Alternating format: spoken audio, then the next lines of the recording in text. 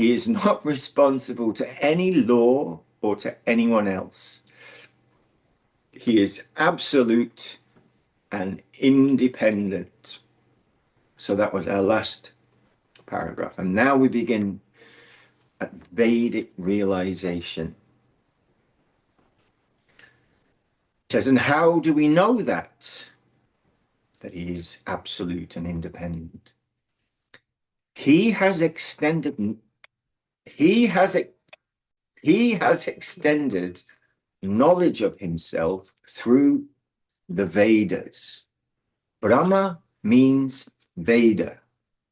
So by the line of inspiration or revelation, Vedic knowledge was transmitted to the first living being, the creator of the world, Lord Brahma. That quotes Tenne Brahma Hridaya Adi Kavaye. The scholars of the world fail to understand the strategy and nature of that sort of knowledge. They can't understand the strategy and nature of that sort of knowledge. They cannot follow the vital and fundamental points of Vedic knowledge, such as the transformation of one thing into another. Moyanti yat suraya. Water may be transformed into gas. Gas may be transformed into ether. Earth may be transformed into heat. By such a process, we can understand the existence of this world. Tejo vadi midam yata viminayo yatra chishago misha. That same verse.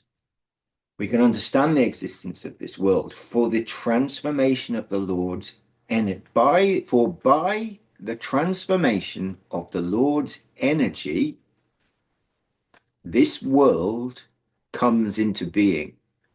That's the point he's getting at. From things transforming one to another, from subtle to gross, this world has come into being. This transformation involves the three modes of nature, tamas, rajas, and sattva. Tama means hard, static matter. Raja means energy. And sattva means light, spirit, knowledge. So by transformation, this world has been created. In his abode, which is illumined by the ray of his own knowledge, there is no possibility of deception or misunderstanding.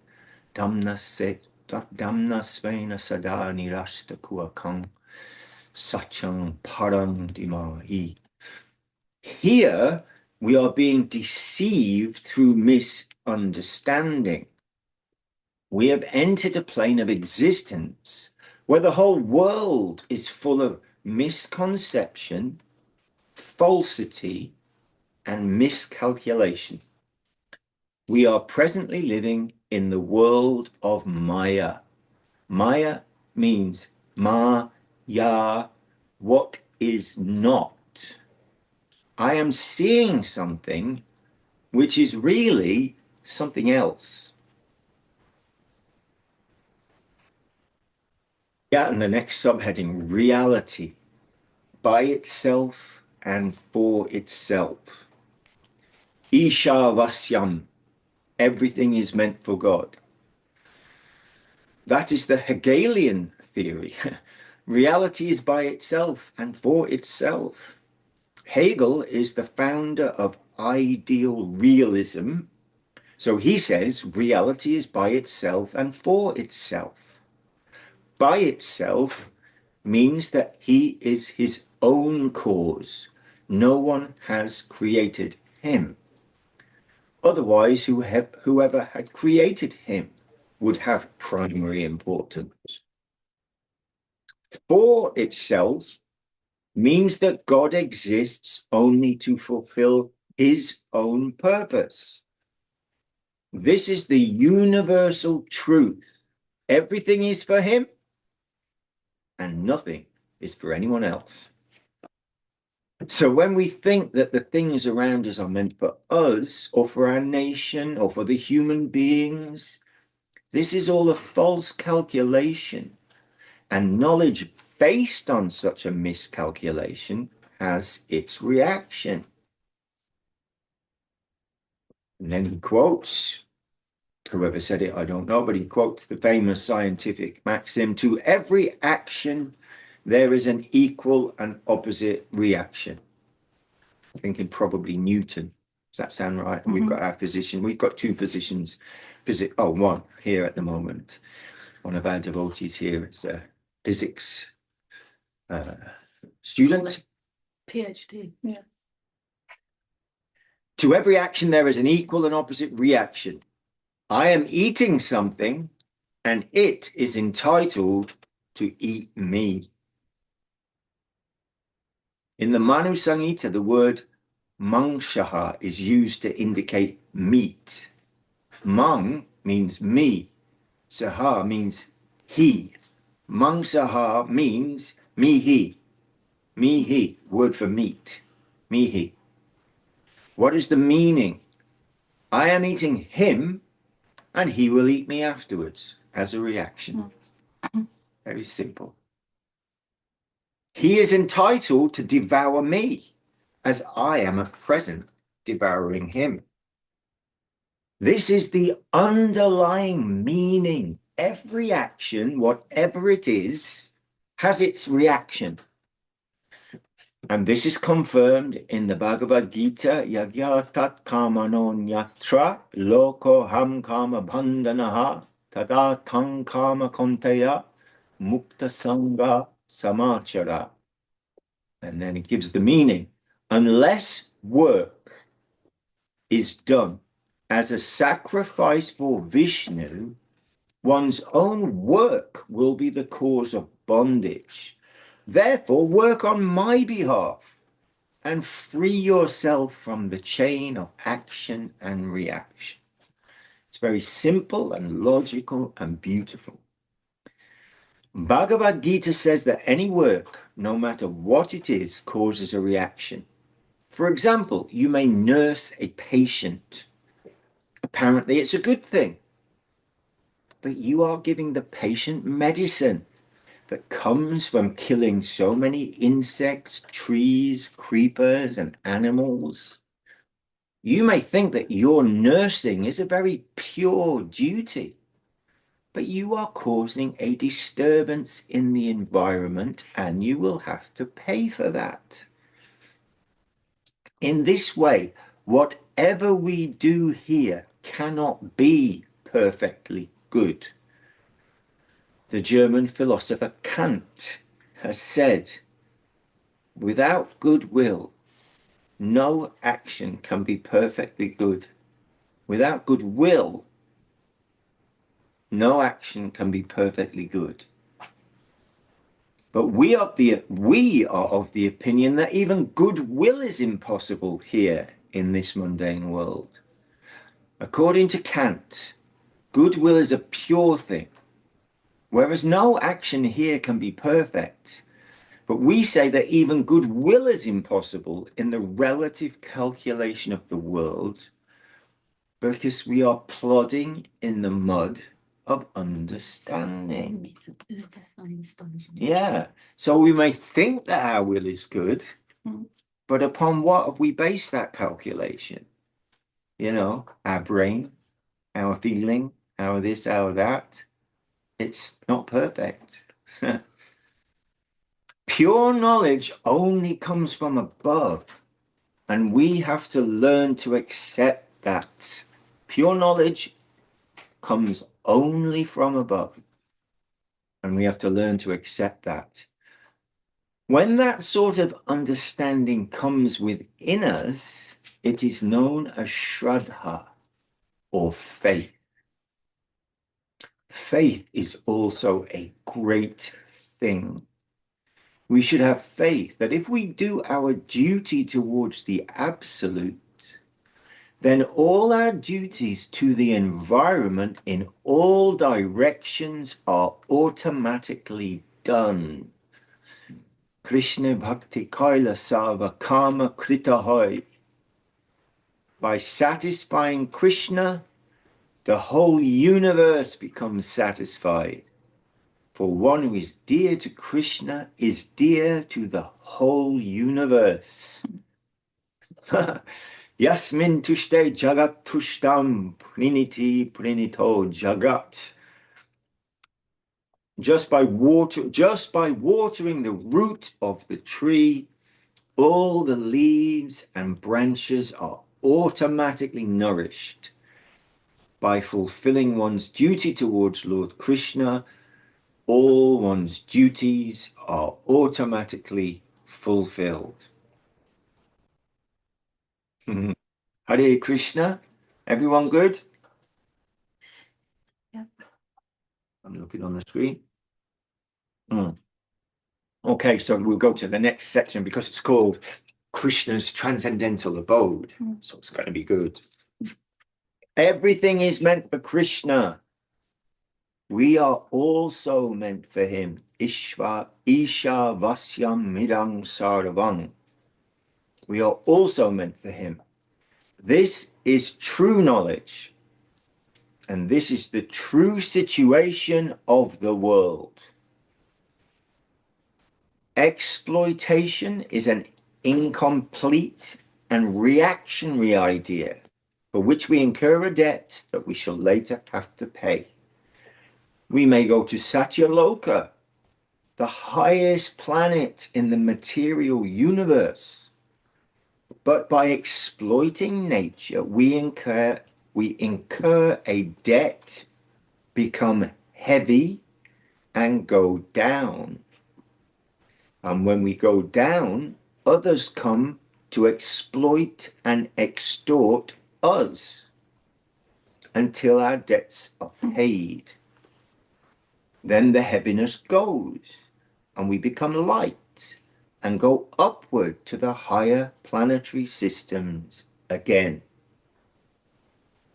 And when we go up, we exploit those who are in a lower position. In this way, there is continual exploitation and clearance of debts. This is also confirmed in the Bhagavad Gita. Brahma bhuvana lokaha punavattinarjuna mamupetya tukuntaya punajanma na vidyate. It's the meaning all planetary systems within this world of matter are places of repeated birth and death. But one who attains my abode, O son of Kunti, never takes birth again. Guru Maharaj continues, upon going there, no one never returns to this material world. Yadgatvana nivatante taddharma paramamana. Krishna's abode is near guna, or transcendental to any material quality. Near guna, transcendental to any material quality. There's no material reaction, there's no material anything. It's beyond that. So we must firmly establish the conception of Isha Vasyam. Isha Vasyam. Everything, including ourselves, is meant for the Supreme Lord. We are all his servants, and we are meant to utilize everything in his service. Any work we perform will bind us in this environment of matter unless we perform yagya, sacrifice. Yagya tat karmano nyatra lokoham karma bandhanaha. And the Vedas enjoin Yagyu Vai Vishnu. Sacrifice is meant exclusively for Vishnu or Krishna. This is confirmed in the Bhagavad Gita, where Krishna says, I am the only enjoyer of every sacrifice. Amisava yagyanam bhoktacha prabhuevacha. Sacrifice is not meant for the country, or for the society, or for anything else. Sacrifice is meant only for the Supreme Lord. No one less than he is worthy of sacrifice. So only by connecting our activities with the infinite can we be free from the present environment of action and reaction. That's a very wonderful sentence. So only by connecting our activities with the infinite can we be freed from the present environment of action and reaction. When knowledge comes in connection with the absolute, it loses its filthy characteristic. Then we can have full knowledge, which will lead us to prema bhakti, love of God. Everything is meant for Krishna. He is the only enjoyer of everything. He is the absolute autocrat, and he is the absolute good. We are all his servants, and everything is meant for his satisfaction. We must come to this understanding.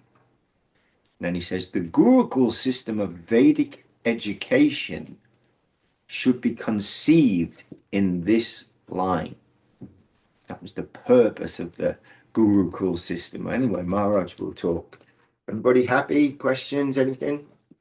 Good. What a show. Winter born. I was thinking that about what sacrifice is, because we hear love is sacrifice.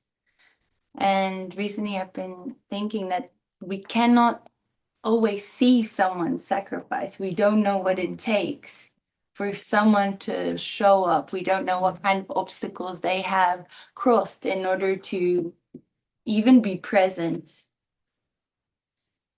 for Seva or something like this. And I asked recently, I asked someone recently what sacrifice meant, and they said something that you don't want to do. But I felt that that was to some extent incomplete, because actually sacrifice is love. It comes from a place of intentional giving. So just thinking about these things a little bit and wondering, sacrifices. Everyone heard? Hopefully, yes. I think heard.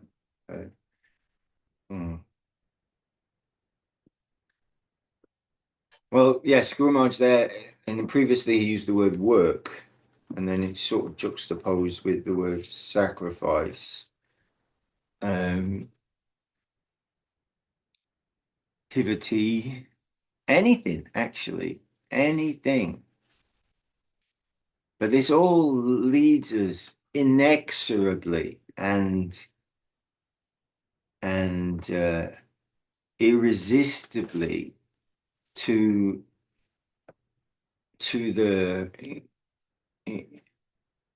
that crest jewel of Guru Maharaj's many transcendental gifts to the world, and the Shishi Prapana Jivanamritam, and his beautiful explanation, representation, prayer, offering to Sharanagati, to the land of surrender, to the land of our internal posture, having all the qualities that we aspire to remember Krishna, to see everything in relation to Krishna. Whatever will come to me, Krishna sent it.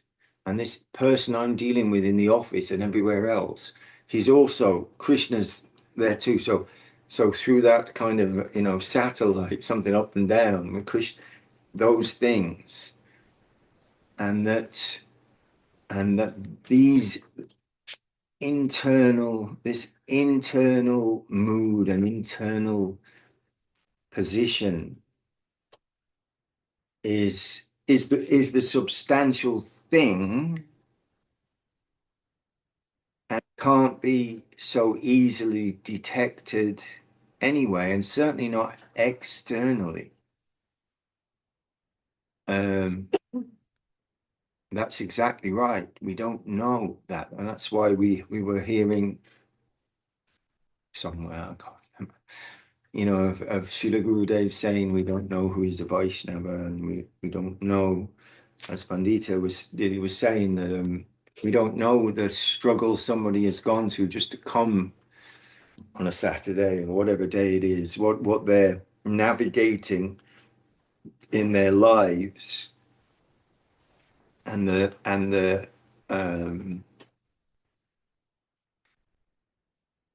surrender, or the it's in their heart ultimately. Yes. So everything we do ultimately is supposed to be conducive and nourishing for that upward, to catch the upward wave. Different between people, and it may be different at different times of our lives. It's a living thing. So we have our, quite simple structure, really, that's been given by our guardians. Not so complicated. Chant Hare Krishna, chant so many rounds, try and avoid the offenses, offer and take prasadam, associate with the devotees. I give energy to the center through the Vaishnava, whatever that may be. It's very simple, really. And then temples have come out to give us some focus for that as well, where we all come together and conserve the deity and so on.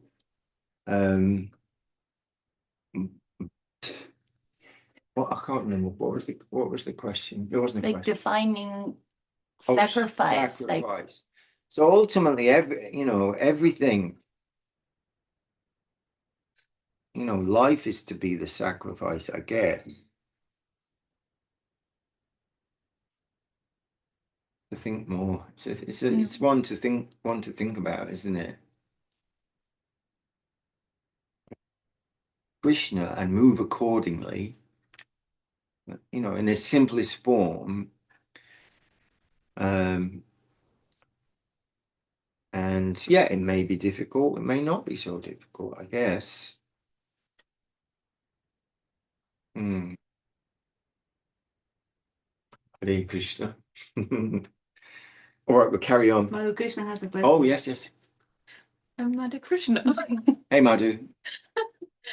So I really resonated with the intentional giving definition. That really resonates more with me because, I think coming from outside, it is that. Speak louder. No, it's okay.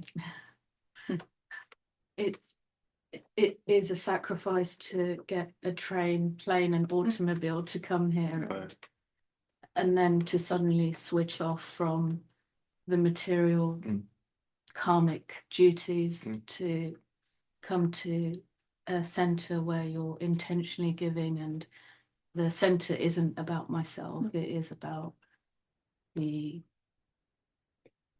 reality of the,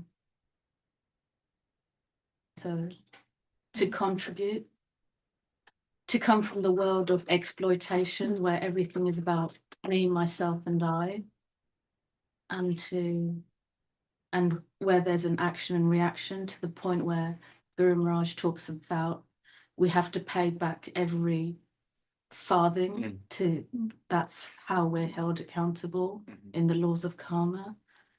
And in the modern day age, to pay back every penny or every dollar, it's that precise karmic actions and reactions. So it's actually a relief to then come to the center and self and make it about the guru, the mission, the guests, the devotees, and intentionally give instead of take and exploit.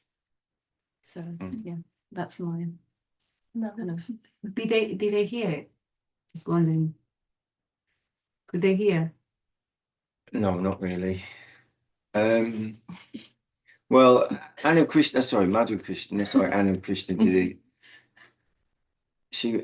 she was saying that it does take, sacrifice to, if you live it on the east side, then to come to the west side, it takes some time and effort. Just to come to the temple takes some effort, and there's so many things.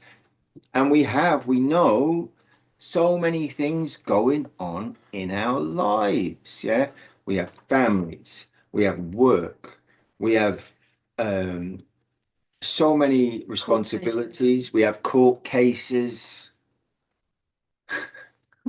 and so many things, right? But and Anna Krishna was saying that, so it's even though it may be difficult to come to the temple, it's nice, it's good, and she's wanting to come because when you're wrapped up with those things, then you're in.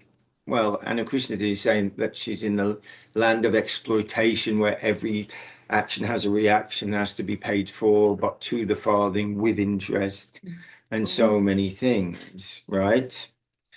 But I'm thinking that it's not quite like that, because you're waiting to come to the temple. We all have those things to do. This is Bhagavad Gita. It's not saying that you just abandon all those things. You have to do them, but you're not implicated in that. If we're remembering Krishna and if we're trying to, then that's where Sharanagati also playing its part, because I have to do these things, right? It's my duty to do them. And Gurudev would be the first to say, yes, you will need to take care of this and take care of that. We're not irresponsible or any of those things. And sometimes that's going to involve doing things that are kind of, you would never want to do them otherwise, but they need to be done. They have to be done. But if we're chanting Hare Krishna and remembering our Lord and offering that as our sacrifice and tapasya, Gurudev, I've got to do this, just please help me see how I should do it and help me through this. I'm doing it all for you, actually. I want to be yours. Yes, I am. That's my prayer. And the Vaishnavas are mercifully accepting us. So with that internal feeling, then there's no implication, actually, with those things. They just have to be done. So that's where we want to be, So we're praying to the Vaishnavas every day, Kripa Bindu Diya.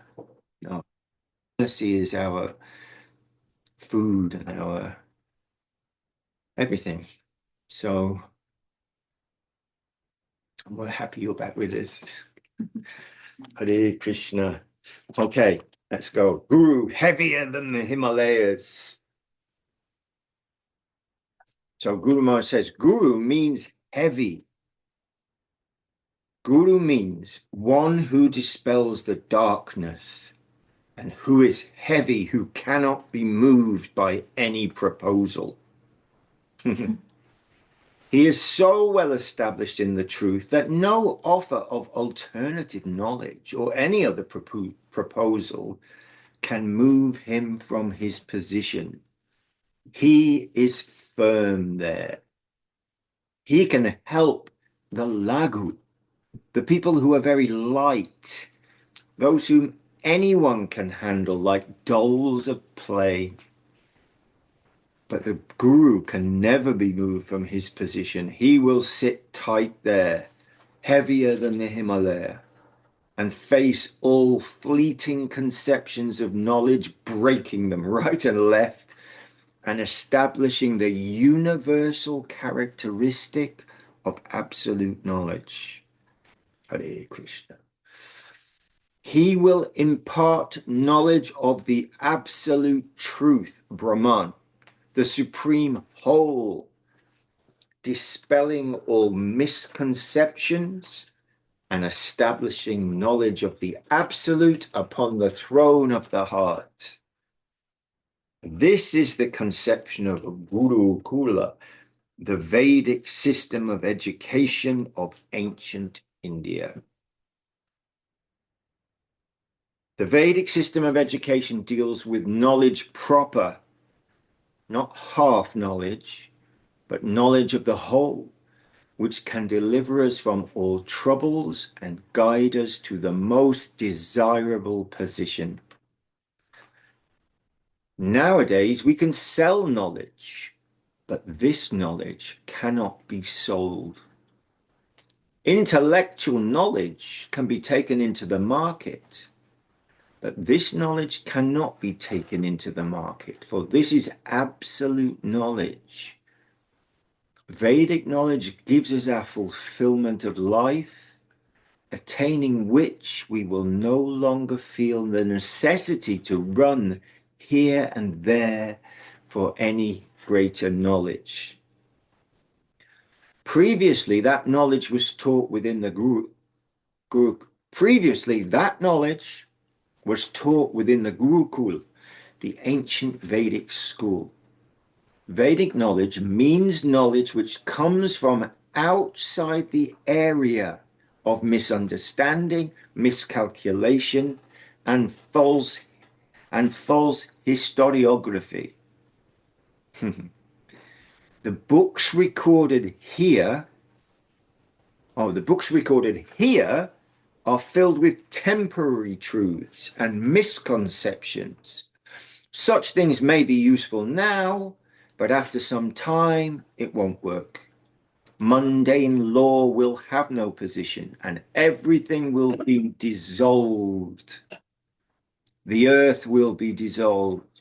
Matter will be dissolved, and we won't be able to trace any quality of matter when everything is reduced to ether. No trace of air or heat or anything else will remain in any way. With the dissolution of this mundane world, nothing will remain but transcendental knowledge. Hare Krishna. You can feel the weight of it, can't you? Guru is heavy. This is it. This is Veda. This is Divya Gyan. This is coming down to us through the carriers of the eternal knowledge. Land of dedication, last little section of this chapter, knowledge above mortality. From the 15th chapter of the Bhagavad Gita, Krishna says, one who reaches my abode never returns to this material world. Yad gatvana nivartante tadhama paramam mama. Dissolution that we just heard about will go on in the plane of the material world. But if you can secure a visa for that land, if you can enter into that soil, you will never be mishandled, treated badly. You will never be mishandled. When the sun, moon, and stars are all dissolved, your eternal self, your devotional ego, will be quite safe in my plane, as Krishna said. The material world is the land of exploitation. The spiritual world is the opposite, the land of dedication. So it's not just there's no exploitation, it's on the other side of that, it's dedicated. In the middle, there is the brahmachoti, the line of demarcation between exploitation and dedication. Here in this material world, every unit is of an exploiting nature. There it is just the opposite. Everything there is wholly dedicated to the service of Krishna, and there is no want of anything. Rather, whatever is necessary to make service to Krishna possible comes automatically. Here, everything is based on karma, desire. So real service is not possible in this plane. There is no possibility of exploitation existing in the land of dedication. For every unit there is a dedicating one. In the lower portion of the land of dedication, there is some calculation, some awe and reverence. But in the higher sphere, it is all automatic, spontaneous love. A labor of love with increased intensity and earnestness. And we are only charmed by the beauty and love that is found in Goloka Vrindavan, the supreme abode of Krishna. In a nutshell, this is what we understand by the grace of our spiritual masters. We are very much attracted by this conception, which has been given to us by our Guru Deva, as he has received it from the Vedic scriptures, especially the Srimad Bhagavatam. This has been explained by Sri Chaitanya Mahaprabhu himself, by his teachings and practices, and this conception has been expounded by his followers, the 6 Goswamis of Vrindavan.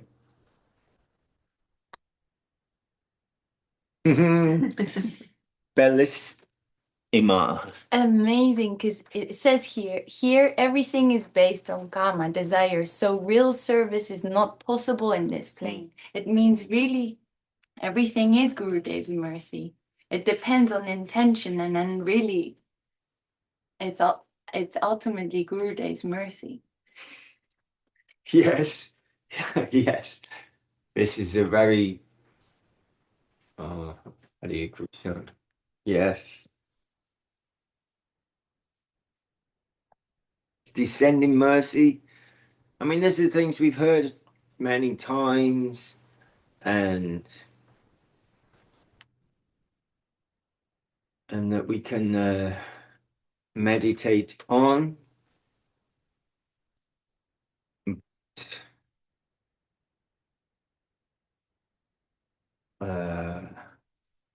You know, the mercy of Mahaprabhu, the mercy of Nityananda Prabhu, the mercy of Virabhadra Prabhu, we were hearing this morning. By his mercy, we can even chant the names of Nitai Gauranga, Virachandra Prabhu. So this wave of astonishing mercy from the highest quarter that is even inconceivable to the personified Vedas, that land of Golok comes showering down through Mahaprabhu, and the Rasa Leela of Krishna is distributed in the form of the Sankirtan of Mahaprabhu to those who, you know, to the lowest of the low, the highest come to the lowest and distributed forcefully there. So we know these things, we've heard these things, and we have to remember these things. That, and then from, you know, in our, then if we've been allowed to be charmed by that, by some, again, affectionate, sucritic, whatever it is, blessing from the Lord and his devotee, then if we are attracted to that, then in gratitude and bound by affectionate relationship, then we take up the process, or we take up the practices that we have been told are beneficial for us, and we do those things, and that is a heart's offering sacrifice, something. And it's a heart offering to Sri Guru and Vaishnava. And so we're doing those things, and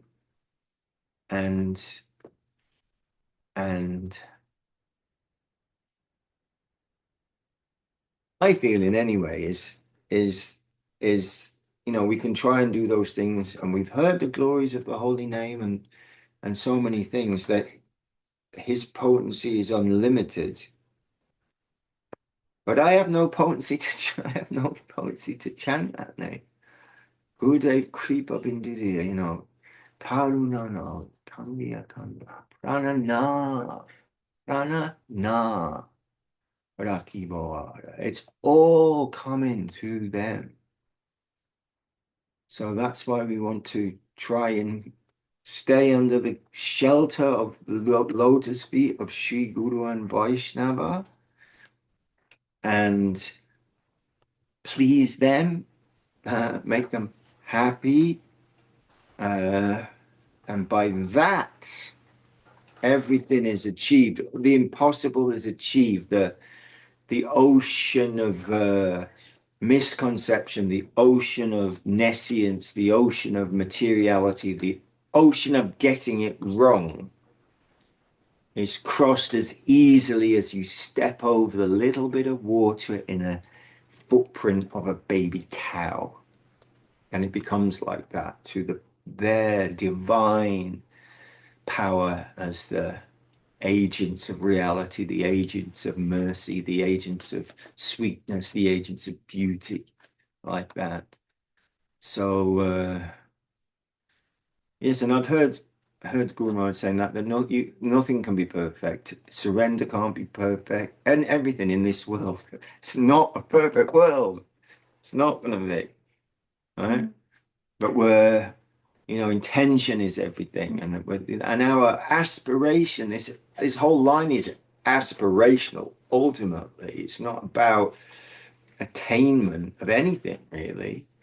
It's that ideal is so beautiful and so charming, however far away. I mean, we can't imagine. We're just even given glimpses. Nobody had any access there till Mahaprabhu. Madhavendra Puri started to give some little understanding there. It wasn't known. So the fact that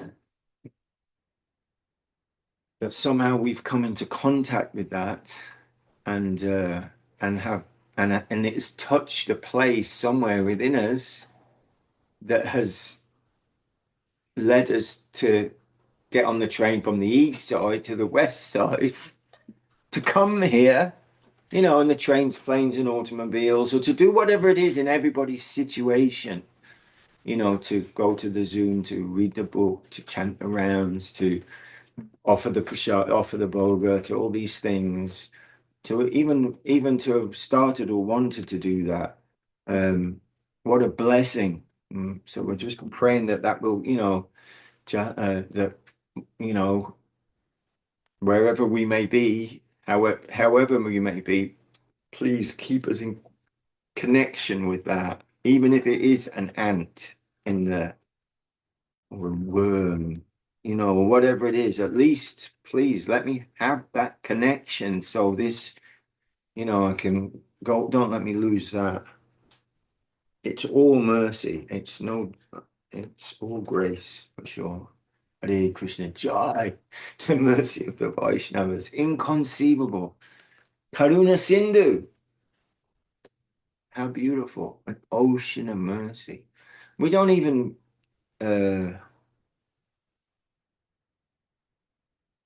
as we hear things all the time, we get a little inured to them. They say that, familiarity breeds contempt. So I'm not going to go that far and say that we're contemptuous, but nevertheless, little things. When I was training to be a hospital chaplain, they'd start every little session by someone would say a prayer, and I was kind of didn't know what to say because we don't do prayers like that. But it's actually a good thing, you know. It doesn't have to be a big long thing. You say, you know, please, Lord, you know, thank you for bringing us together. Please open our ears so we can hear what you're saying, and please, you know, this kind of thing. And I'm like, I only know prayers in Sanskrit. Don't even know then. So I said something, and anyway, I said, you already, you know, the other, and I used the phrase ocean of mercy, right? We hear that every day. We sing it out of the book. You know, it's like you don't even have to think about it. And these people who were all training, they were all priests or what's the word? Initiated official representatives of different religions and that. They weren't just people like off the street. They had some kind of adhikar of spiritual position, something. And it was sort of a throwaway line for me. I didn't know what to say. So I basically said, you know, you are, and I used the words ocean of mercy. And afterwards they were, oh, that's so beautiful, ocean of mercy. They were all excited by something that I can say without even thinking about it, how wonderful that is, the ocean of mercy. So therein lies our hope and our inspiration and our, you know, ultimate success. Dear Krishna, lies there at their lotus feet. So it's not to disparage all the practices and things that we do, of course not. But they've asked us to do them, we do them to please them. And then those things can work as they like within us, you know. But place in the heart of the Vaishnava and the attempt to serve and please the Vaishnava, that therein lies our real hope and wealth. And descending, it's all descending. It's the same thing, isn't it? It's descending. Hey Krishna. Well, the next chapter is only 4 pages. And we've got Oh, 2 questions, yeah. more questions Yeah. actually, but one anonymous question and then another question from unknown. So Who's maybe the anonymous question from? can't say. Oh. But maybe we can have 2 more questions and then take a little break and then It's from Shreyas. read. So much for anonymity, actually. The anonymous question is from Shreya. And here it goes. How do we stay dedicated in the service of the Lord in this land of exploitation and create an environment of spontaneous love? What was the first part? How do we stay dedicated in the service of the Lord in this land of exploitation?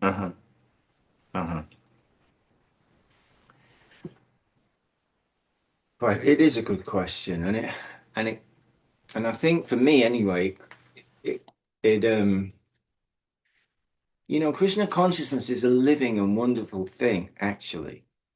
And that the land of our gurus and within his association is a happy land and a vibrant place, and it's active and sweet and not mechanical and not boring. I had this thought the other day, you know, Krishna consciousness should not be boring, and I think sometimes we make it a bit boring, you know? It's like something you have to grit your teeth to get through. Well, okay, that's okay sometimes, you know, sometimes in life you do have to just, you know, do it. That's okay. But we don't want it to be like that, you know, just like something that's kind of lost its sparkle, lost its magic. It is magic. Good, would say. Everything is magic, he would say. Everything is mystical. Everything is magical, he would say that, and with a little gleam in his eyes. It's all amazing. Chamatkara, stupefacente, etc. It is. And And,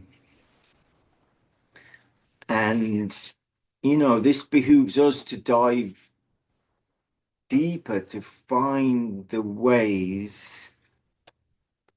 And it's all about relationship.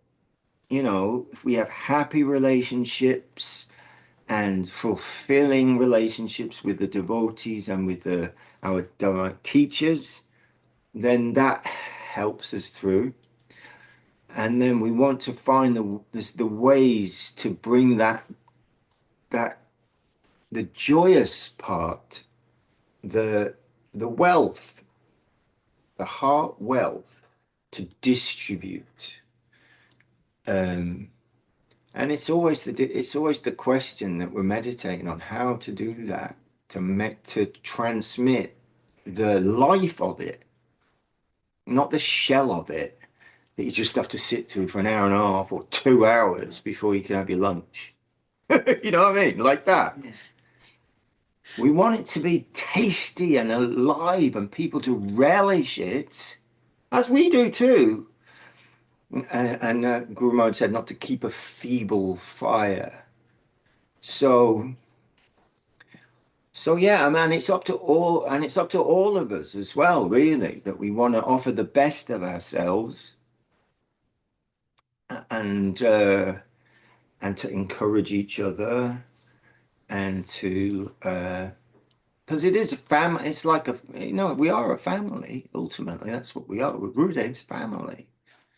And we'll all have the ups and downs and the this and that anyone has in family life. But together we're so much stronger. We can provide that affectionate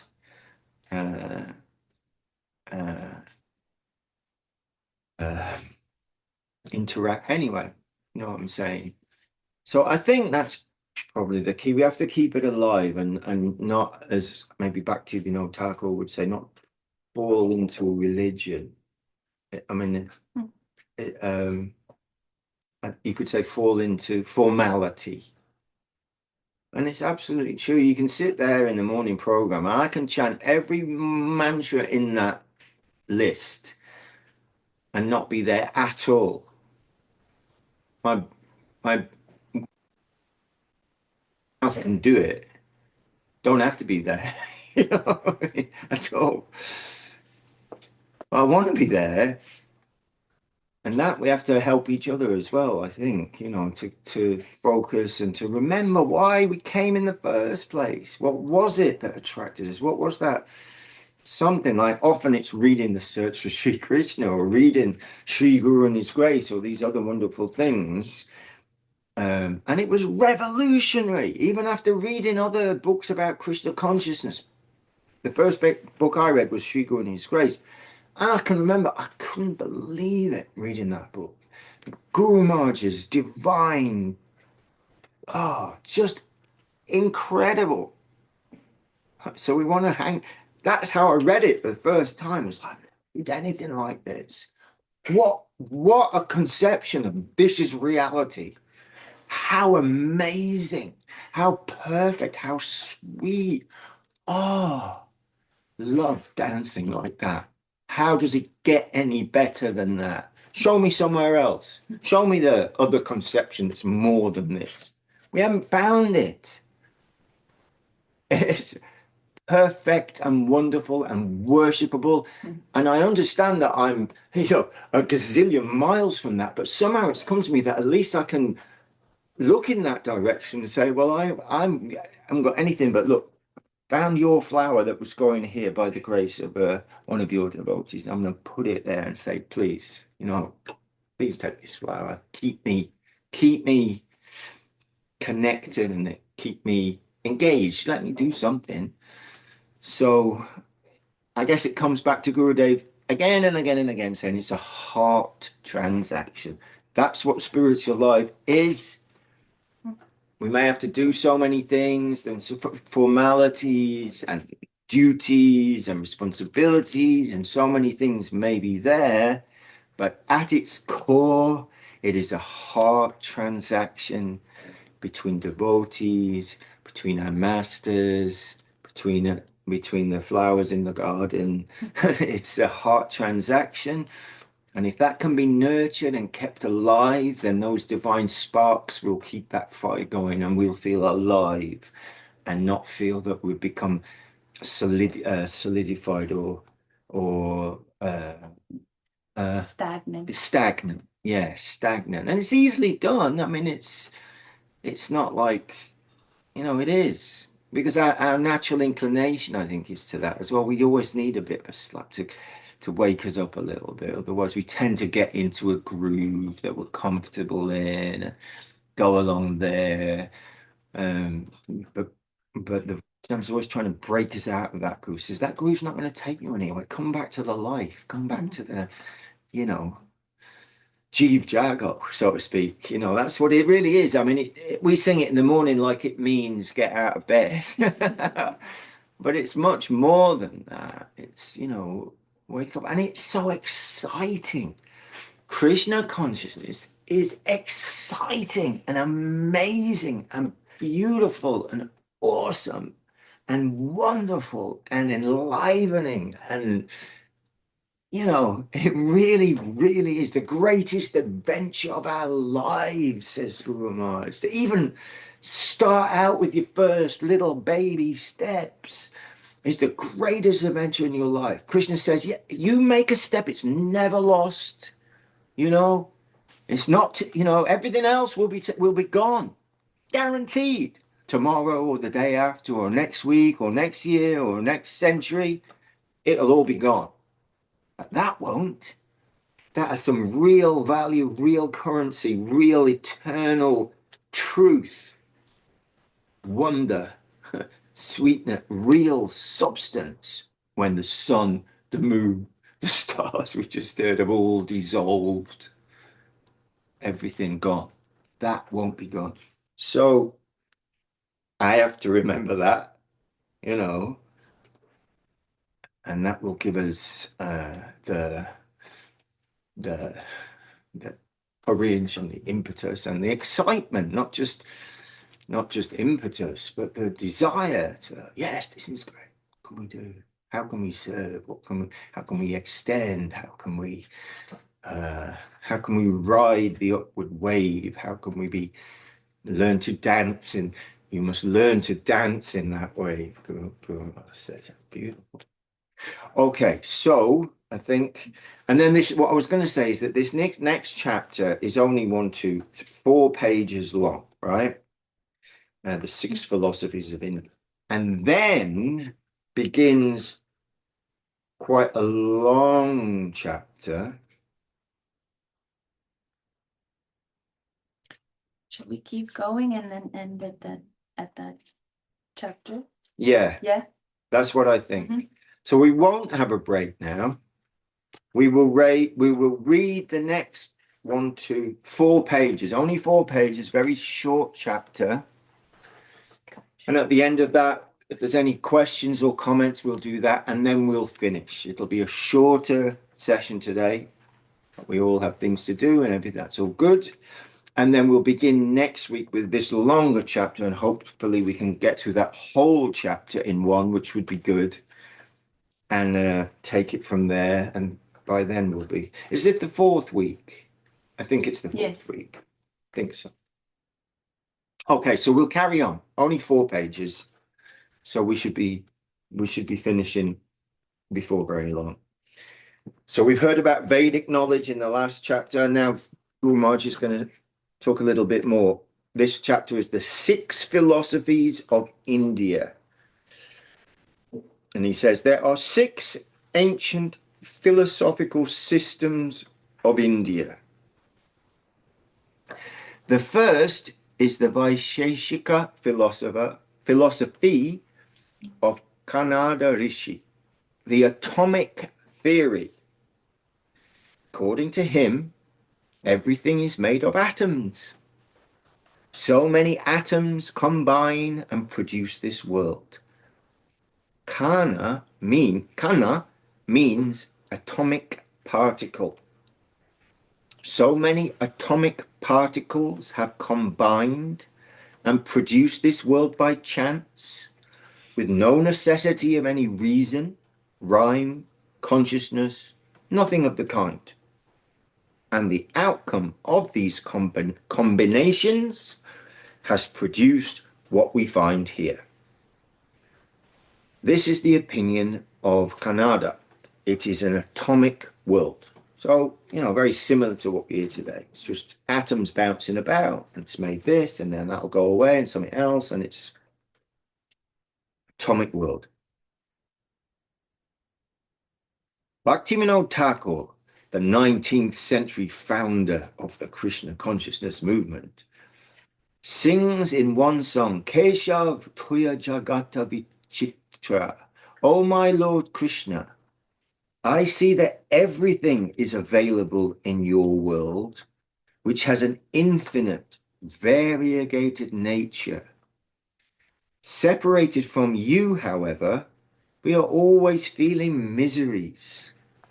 A continuous flow of suffering has swallowed us from birth to death, and we cannot tolerate the pain of such misery. And so many relief agents, Kapila, Patanjali, Gautama, Kanada, Jaimini, Buddha, are running towards us, offering their solutions. So I'm suffering here, and they're running with their solutions. So we heard about Kanada and his atomic theory. Now we go to Kapila. Analysis, yoga, and logic. Kapila has come with a Shankya philosophical system of analysis, saying, analyze matter and you will be free from all pain. Patanjali has come with yoga. Hey, Jivatma, come to meet Paramatma. Then all the problems of this world will go away from you. Come in connection with Paramatma, the Supersoul. This is his recommendation. Gautama comes with logic, Nyaya Shastra. There is one maker, one creator, but he is indifferent. He has created this world, finished, and left it. And you must try to live with the help of your reason. Develop your reasoning faculty and be reasonable in all your conduct. Then only can you help yourself in this world. There's no other remedy. Be a good logician, and then you will be able to control the environment with the power of reason, and you will be happy. And Kanada. By chance, atoms have combined, and with the dissolution of atoms, nothing will remain. Why do you bother? Don't care. What's the fate? It's nothing. Ignore it. And when the body is dissolved, nothing will remain. Why lament? Does he mention, what was his name? The drink more ghee. Is that anyway? Yeah, there's the philosopher. That was his maxim. It was that. So drink more ghee. Yeah, Wow. yeah, yeah. I can't remember his name. Yeah, because it don't matter. It's just going to go back to the dust. You might as well. It. Yeah, ignore it. Not just ignore it, but drink more ghee. Wow. Have another samosa. Atomic theory and karma. Then with the philosophy of karma mimamsa, Jaimini says, there may be one who has connected us with this world and our karma, but karma is all in all. He is an indifferent observer. Karma is all in all. He, meaning the one who has connected us, he is an indifferent observer. He has got no hold on us any longer. So in other words, the machine has been started by the creator, but now it's just running, and he's got no say in that. According to our karma, we shall thrive or we shall go down. So these activities are recommended to you. If you go on with your karma, you will be happy. Of course, it cannot be denied. Karma foul, the result of karma diminishes and is ended. But stick to karma, good karma. Don't do bad karma. The result of good karma will be finished But that does not matter. Again, go on doing good karma, and the good result will await you in heaven, and you will have a happy life. If anything is friendly to you, it is your karma. There is God, but he is indifferent. He is bound to serve you either good or bad, according to your karma. Or he is bound to serve you. He has to do that. Serve you good or bad according to your karma. He has no independence. So it's all on you. Then you've got dissolve your mind, Buddha. Then another class of philosopher is that of Buddha. Only the combination of different things has created your mental system. With the dissolution of the mental system, nothing remains. So somehow we must dissolve the mental system. Practice ahimsa, non-violence, satya, truthfulness, and so on. And then Guru Maharaj says, it is seen that all these philosophers are talking either of renunciation or of exploitation. Ukti, mukti. And by setting different types of enchanting traps, they arrange to capture the jiva soul. Bhaktivinoda Thakur says, but I have come to realize that these fellows are all cheaters, and they all have this common stand, and they all have this in common. They have no touch of your devotion, your service. There, they are one. There, they're all the same. They're all different, but they've got something in common. They have no touch of your devotion, your service. In that respect, they are one. They can't deliver any real good. They are common to oppose your devotional service and supremacy. And ultimately, they leave us in chaos. But then he goes on with quotation mark. Anyway, he goes on. But from the ultimate standpoint, I see that they are agents engaged by you to segregate the seriously diseased persons to another ward, another room, for the good of the less seriously diseased patients. It is your arrangement to segregate the hopeless persons to another side for the benefit of the good side. That is your design, and they are playing in your hand like so many dolls. They are your agents, and they are also serving you in some way, because nothing is outside you. Bhaktivinoda Thakur concludes saying, I bid goodbye to them all. I feel in my heart that I shall show respect to all these so-called good agents from a distance. However, my only real capital is the dust of the holy feet of your devotees. I rely on that dust as the source of all my prospects. I seek to put all my energy into taking the dust of their holy lotus feet upon my head. This is everything for me. Srila Bhaktivinoda Thakur. So he's given, so Guru Maharaj there, just some little introduction of saying those, and to show something of the position of Christianity. The next chapter is a long chapter specifically about Christianity, whereas these 6 philosophies of ancient India only got barely a paragraph each, less. So, Hare Krishna. So we're going to stop reading there today. So a little shorter, but if anyone wants to add anything, any question, any comment, but we'll finish the reading there at least. Madhu Krishna has another question. Oh, Madhu Krishna's got another question. Well, I just wanted to highlight Pandita's point that Huh? here everything is based on karma, desire. Mm. So real service is not possible in this plane. Uh, So karma, desire, self-interest, it's quite synonymous, right. which we all have to different degrees. Uh, And it just reminded me of the point we were discussing the other day about a true Paramahamsa, like Govinda Maharaj, is like a swan separating the milk from the water.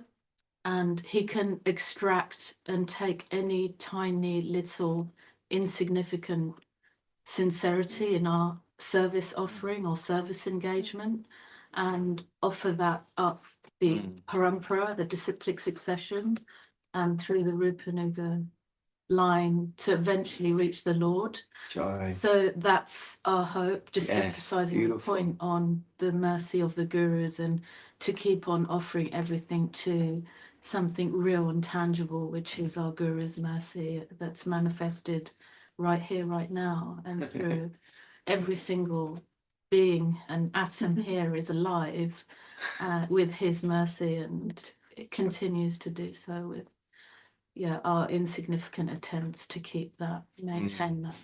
Beautiful. Beautiful. Did everyone hear?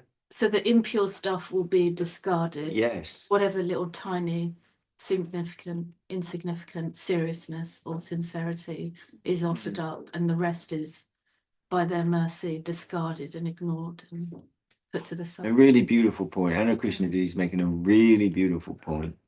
And I don't know whether you heard it or not. Very beautiful that we heard earlier where Guru Maharaj saying real service not even possible in this plane because we're full of our karma, we're full of desire, we're full of misconception and just, self-interest and all those things. Yes. And but then she made the point that the Paramahansa, the swan-like Vaishnava who can separate and detect the sincerity, can draw the substance, to draw the milk from the water. So in our attempt to please them, they can detect if that little bit of sincerity and that little bit of service intention, they can find that and extract that and offer that into the plane of reality, giving us that connection. And what is not that, which is, what can I say? Most of it will be, discarded. So very hopeful and beautiful point there.